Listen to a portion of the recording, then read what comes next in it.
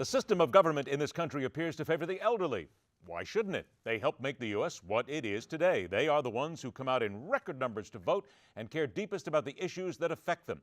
But by favoring our elders now, have we set up the future of America, the millennials, for failure? Welcome to The Hardline. Fellow at the Manhattan Institute for Policy Research, co-author of the new book, Disinherited, How Washington is Betraying America's Young, Jared Meyer. Jared, thanks so much for being here. Hey, thanks for having me. Jared, is it not fair to say, though, that some of the fault has to fall on the voters over the generations? Because we keep hearing this phrase that politicians have been kicking this can down the road. We hear it every election cycle. It's the voters who keep putting these people in office and allow them to kick it down the road every time, isn't it? Well, the voters are definitely bringing in politicians who are ending up, passing the can or kicking the can down the road, as you said. But a lot of times, voters are being sold false promises where politicians are saying, Social Security, this is retirement funds. I mean, you're saving for this. It's not just taxes and transfers that are taken from the young to give to the old. So the way I see it, a lot of people in Washington have been selling false promises to voters. How have they then been getting away with these false promises for so long? Is it simply because they are basically kissing up to the older generation, that is, making sure that they are the ones who get in there and get to vote every single time? I mean, young people, everyone knows that they're not politically as engaged as elder Americans. But we look at the case of the debt, we're passing this on to people who can't even vote yet or maybe aren't even born yet. So it's a case of the politically powerful and those who are connected taking advantage of those who, for whatever reason, see government as not working in their interest and choose to sit out of the process. Let me dig into that a little bit. We'll talk about politically engaged here. Is part of the problem here, and again, not the entire problem here, but at least part of it, is that we have been looking at generations, maybe decades, going back to the 60s, where the younger generations simply have not been politically involved and politically engaged.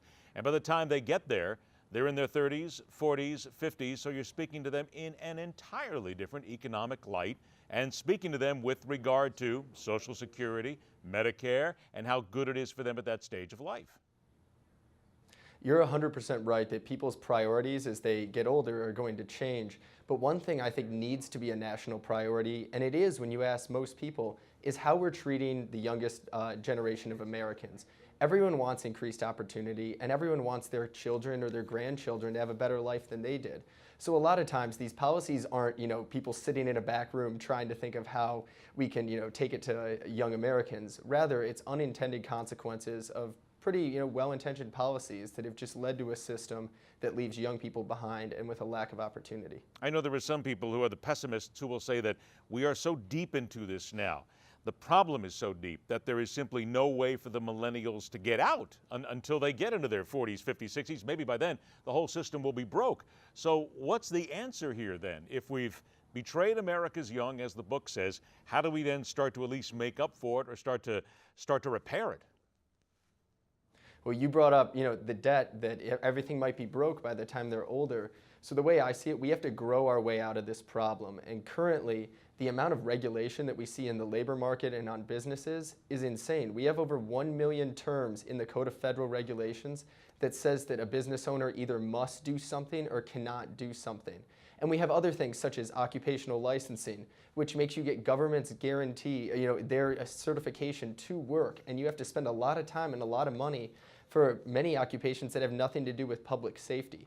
So what we see is this accumulation of regulation that really protects established businesses and older Americans at the expense of younger Americans and new competition. So then who's to blame? Democrat, Republican, or does everybody share?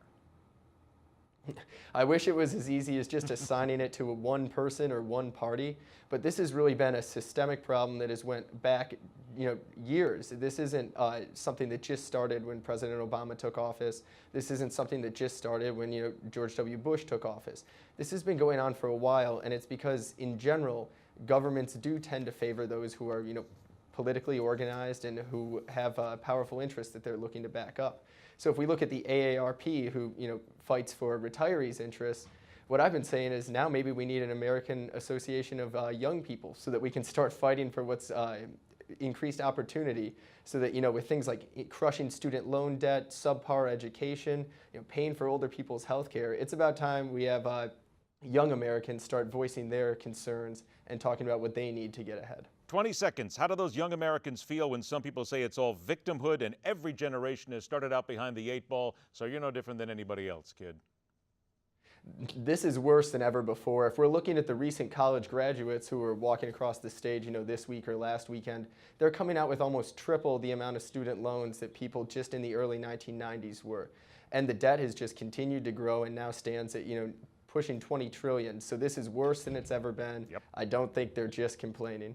There you go. And I would tend to agree with you looking at those dead numbers. The book, once again, is Disinherited: How Washington is Betraying America's Young. And Jared Meyer is one of the authors. Jared, thanks so much for joining us. Hey, thanks for having me. It is our pleasure. We will continue to seek these answers as the fastest 60 Minutes in News continues.